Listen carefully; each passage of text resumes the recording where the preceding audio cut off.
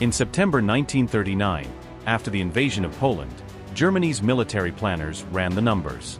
Not the battlefield numbers, the supply numbers. Oil reserves without overseas imports, 2.5 months. Rubber stockpiles without resupply, 2 months. Swedish iron ore cut off, steel production crippled within weeks. The British naval blockade had already begun. They put it in writing and sent it up the chain of command. Did Germany have the resources to sustain a world war? No. Germany went to war against the British Empire, France, and eventually the Soviet Union and the United States, the 4 largest industrial economies on Earth. It did this while importing roughly 60% of its oil, 80% of its rubber, and over half the iron ore used to produce its steel. These were not secrets.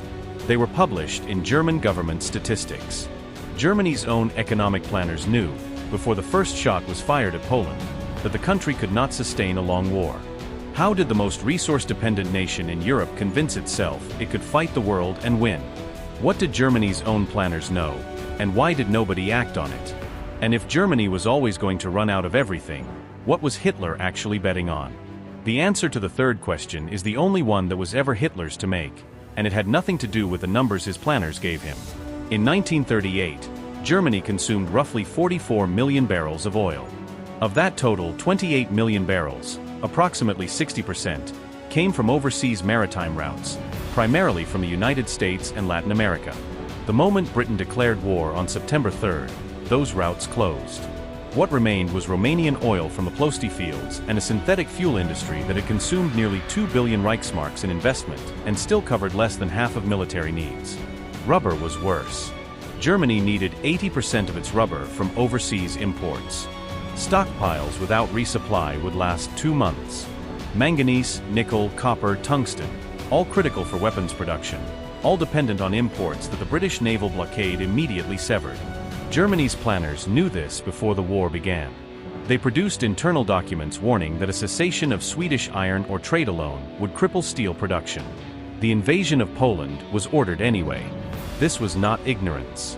The men who built the German war machine knew exactly what they were building it without. Germany's economic planners were not optimists. Hermann Göring's 4-year plan, launched in 1936, was an explicit acknowledgement that Germany could not fight a long war on its existing resource base.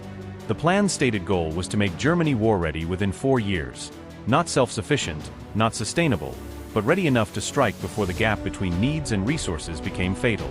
The planners knew the gap existed. They knew it would widen every year of delay. What they produced in writing was a series of internal assessments stating that Germany could not win a prolonged war against a coalition of major powers. Those assessments went to Hitler. He read them. His response was not to change the strategy. It was to insist that the war be won before its fatal flaw became visible on the battlefield. Speed was not a preference. It was the only plan that had any chance of working. The planners knew that too. And they built the machine anyway. The planners knew. They wrote it down. They sent it up the chain. And then they built the war machine anyway. Hitler's wager was not economic. It was psychological. He had watched Britain and France hand him the Sudetenland at Munich without firing a shot. He had watched them declare war over Poland and then sit motionless for 8 months, the period the Germans called the Sitzkrieg, the sitting war. His conclusion was not that Germany could outproduce the Allies. It was that the Allies would not fight long enough to matter. That Britain would negotiate. That France would collapse. That the Soviet Union would shatter at the first blow. That the war would be over before Germany's resource deficit became a death sentence. He was right about France. It fell in 46 days. He was right about the initial Soviet collapse. He was wrong about everything that came after. But the bet was not irrational given what he had seen. Every piece of evidence available to Hitler in 1939 suggested that his enemies lacked the will to absorb the cost of a long war. The evidence was wrong. But it existed. Hitler read his enemies' hesitation as weakness. What it actually was, what Britain proved in 1940 and the Soviet Union proved in 1941, was something he had no category for. On September 3, 1939, the same day Britain declared war, the Royal Navy began implementing a naval blockade of Germany. It was not a new idea.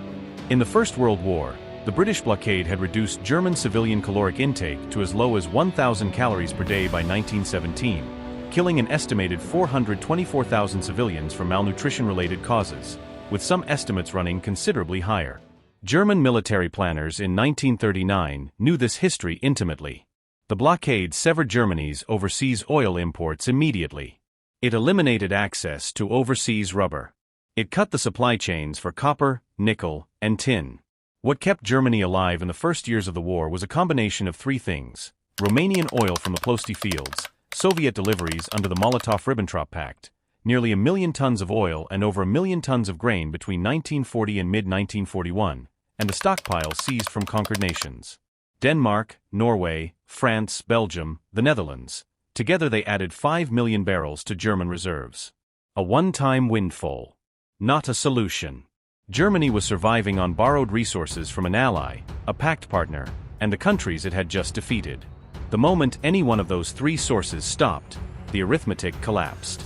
On June 22, 1941, Germany invaded the Soviet Union, and in doing so, eliminated its own largest supplier of oil and grain. Soviet deliveries under the Molotov-Ribbentrop Pact stopped immediately. Germany had invaded its own supply chain. It now needed to conquer the Soviet Union not just for Lebensraum, but to replace the imports it had just lost by attacking the country that had been providing them. The Soviet Union produced over 30 million tons of oil annually. The Caucasian fields alone accounted for the bulk of that output. Capturing them was not a strategic option. It was an economic necessity. When the 1942 summer offensive, Fall Blau, failed to reach the Caucasian oil fields, the trap closed completely. Germany was fighting a war it could not sustain, to capture the resources it needed to sustain it, against an enemy larger than everything else it had conquered combined. The resource deficit that the planners had written about in 1936 had become, 6 years later, a death sentence on a continental scale. Germany didn't lose World War II because it ran out of soldiers. It lost it because it ran out of time, and time in this war was always measured in resources it never had enough of to begin with: oil, steel, and borrowed grain. Every conquest created the need for another conquest. Every victory extended the front that Germany could not supply. Romanian oil to move the tanks. Swedish iron ore to build the weapons. Soviet grain to feed the soldiers. It needed to conquer the Soviet Union to replace the Soviet imports it lost by invading the Soviet Union. The Reich that was supposed to last 1,000 years was, from the first day of the war, running on borrowed time. Borrowed oil, borrowed steel, borrowed grain. The planners knew it. The generals knew it. Hitler knew it. He bet that the war would end before the debt came due. The debt came due in 1945. Hitler lost the bet. The world paid the bill.